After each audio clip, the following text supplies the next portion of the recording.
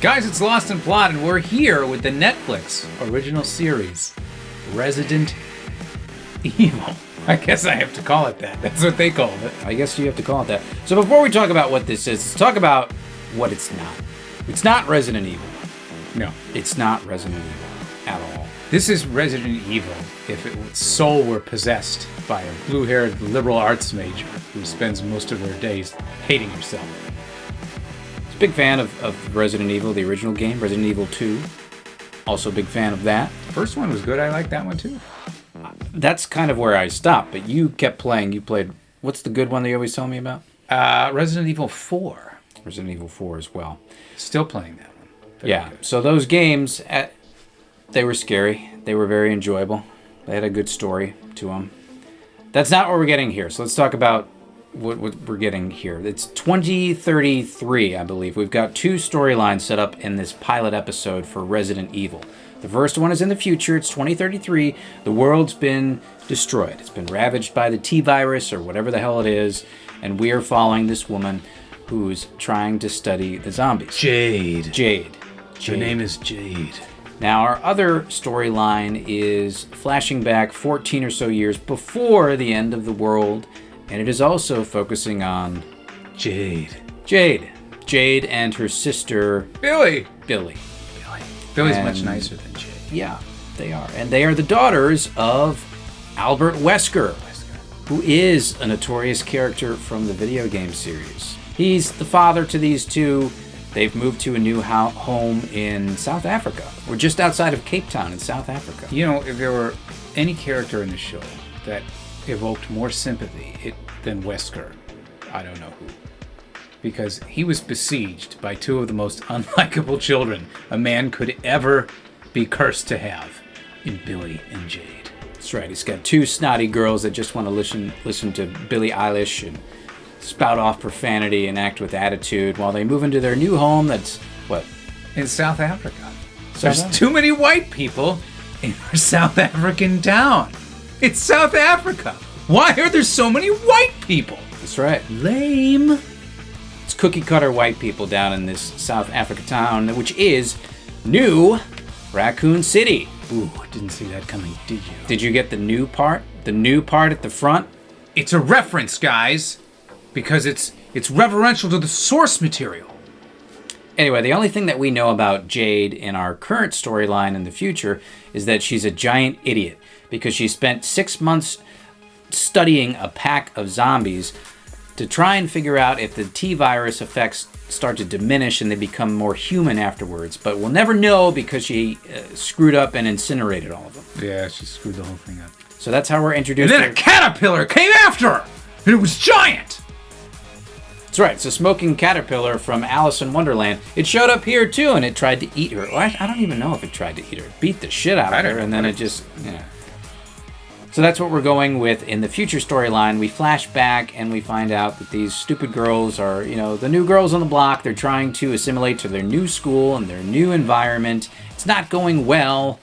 One of them's getting picked on, and the other sister, Jade, is telling her to be tougher, to be stronger, but Billy is just too sensitive and too nice and doesn't want to fight back. Until she makes the grim discovery that Umbrella Corporation, the giant massive corporation that apparently built this entire town, is experimenting on animals. Bunny rabbits. How dare they? How dare they? Animal experimentation? No. Unacceptable. Not gonna let it stand. That is something that Billy's gonna fight for. So this vegan PETA enthusiast goes with her sister and they break into Umbrella Corporation's massive secure lockdown facility. They just break right in there after closing hours and they make a terrible discovery. And presumably unleash the T-virus and start the end. Don't spoil it all. Don't spoil it. I don't know that they do that. I haven't watched the next episode. I'm not going to. But presumably, I think that's what is meant to happen.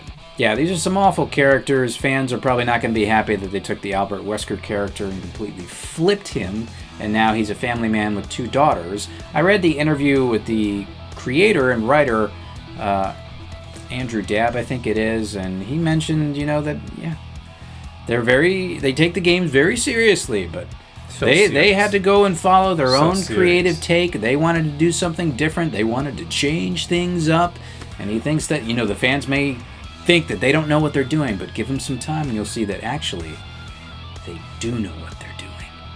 They do know what they're doing. The people who make the show don't know what they're doing.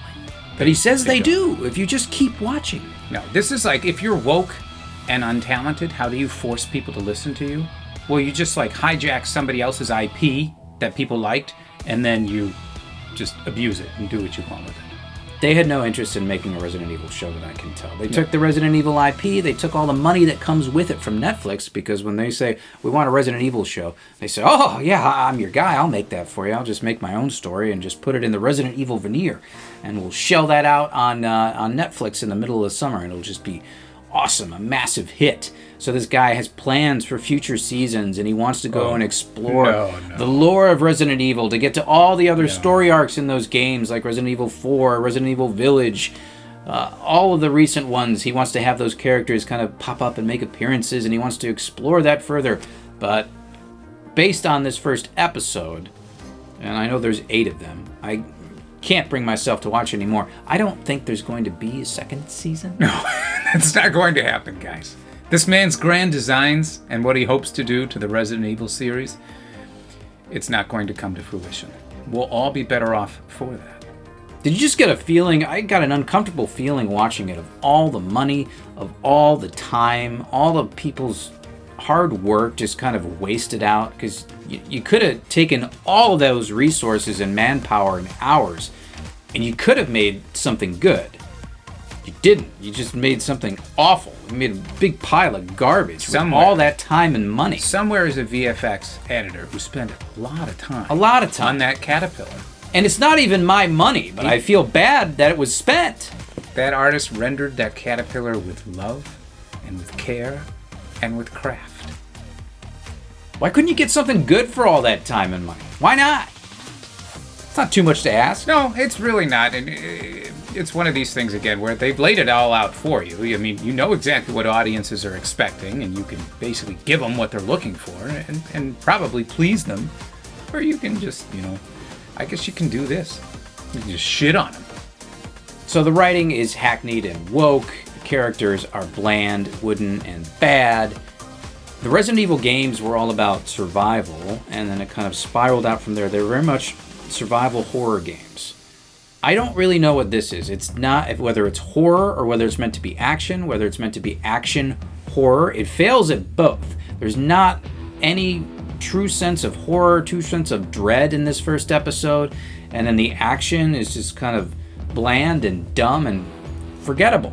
No, and it's a story about two sisters, and that's what the season really sets up for. That seems to be the conflict they're trying to define, is here's these two sisters, and their relationship is what you get in the flashbacks, because that's what's going to play out over the scope of this season. So the question is, do you care about these sisters initially? Were they successful and able to make you care about them in this first episode, such that you'd watch what progresses between them as adults over the next 7 episodes? That's the story. Yeah, the answer here is absolutely not. These were very annoying, woke characters in cookie-cutter white person land. One of them's got a bad attitude. She's like the tough girl. Reva. That hates everything. Yeah. That's Jade. And then there's sensitive Billy, who is a vegan and wants to rescue the animals. And then by the end of the episode, something bad happens to her, and they're separated, and it's now picking up 14 years later.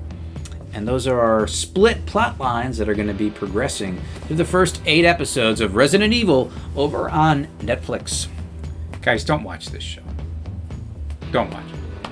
It's very bad. You're not going to enjoy it, and it's probably going to make you feel bad too.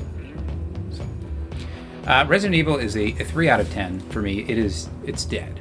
3. That's more generous than I was. It's a 2 out of 10, and it's dead for me. It's terrible. Terrible. All that time and money. There you have it, guys. Good. I mean, you expected this show to suck, so the disappointment can't be too terrible. But leave your thoughts in the comment section down below. Like and subscribe. Check us out on Twitter. We'll see you all on the next one.